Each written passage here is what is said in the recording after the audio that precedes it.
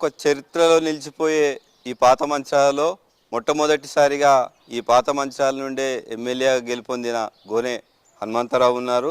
ఇదే పాత మంచాలలో 20 ఏళ్లుగా ఎమ్మెల్యేగా పదవిని అలంకరించిన నడిపెల్లి దివాకర్రావు పాత మంచాలకు చెందిన వ్యక్తే.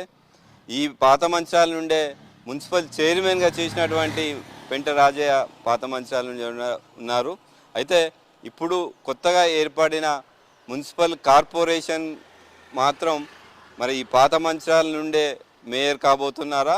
పాత మంచాలకు చూసుకున్నట్టయితే మనం పాత మంచాలలోని కచీర్ చౌరస్తాలో ఉన్నాము.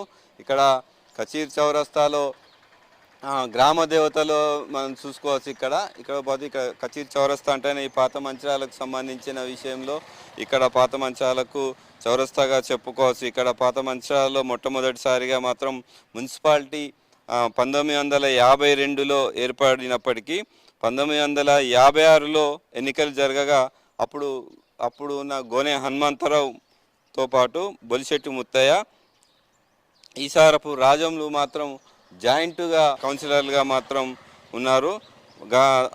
తదనంతరం 15 సంవత్సరాలుగా ఇక్కడ ఎన్నికలు మాత్రం నిర్వహించలేదు. 1971 వరకు మాత్రం ఇక్కడ ఎన్నికలు జరగలేదు. నామినేటెడ్గా మాత్రం వీళ్ళే కొనసాగినరు. 1971లో రెండవసారి కూడా గోనె హనుమంతరావు, బొలిశెట్టి ముత్తయ్య, ఈసారపు రాజంలు మాత్రం కౌన్సిలర్లుగా ఈ పాత మంచాలలో ఉన్నారు. 1981లో మూడోసారి ఎన్నికల్లో మాత్రం 7-8 వార్డులుగా ఇక్కడ విభజించడంతో ఇక్కడ మాజీ ఎమ్మెల్యే నడిపెల్లి దివాకర్రావు అప్పుడు కౌన్సిలర్గా మాత్రం పోటీ చేసి విజయం సాధించడం జరిగింది. నడిపెల్లి దివాకర్రావుతో పాటు అష్టకాల వెంకటయ్యలు ఇద్దరు మాత్రం కౌన్సిలర్లుగా కొనసాగారు.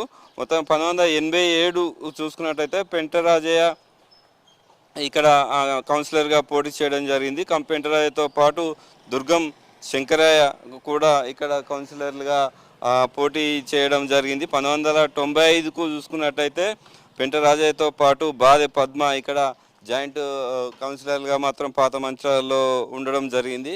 2000 సంవత్సరంలో మాత్రం తోట తిరుపతి ఇక్కడ కౌన్సిలర్గా ఉండగా ఇదే పాత మంచాలలో బొలిశెట్టి కిషన్ కూడా ఇక్కడ కౌన్సిలర్గా విజయం సాధించడం జరిగింది.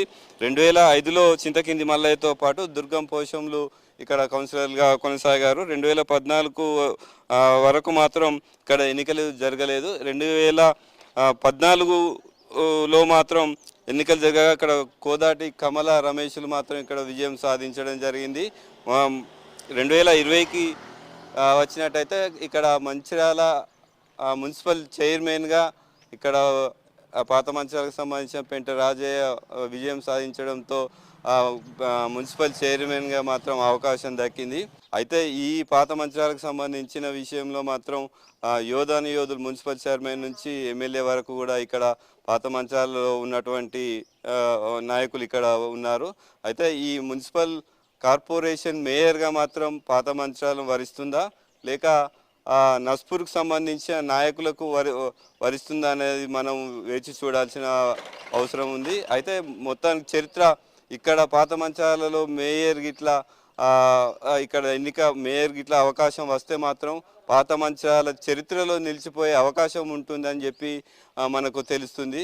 ఏది ఏమైనప్పటికీ కూడా ఈ పాత మంచిర్యాల రూపురేఖలతో పాటు పాత మంచిర్యాల చరిత్రలో నిలిచిపోయే విధంగా జిల్లాలోనే మంచిర్యాల కార్పొరేషన్ మేయర్గా మాత్రం ఇక్కడ పాత మంచిర్యాల నుంచి ఎన్నికైనట్టయితే ఈ పాత మంచిర్యాల మాత్రం చరిత్రలో నిలిచిపోనుంది.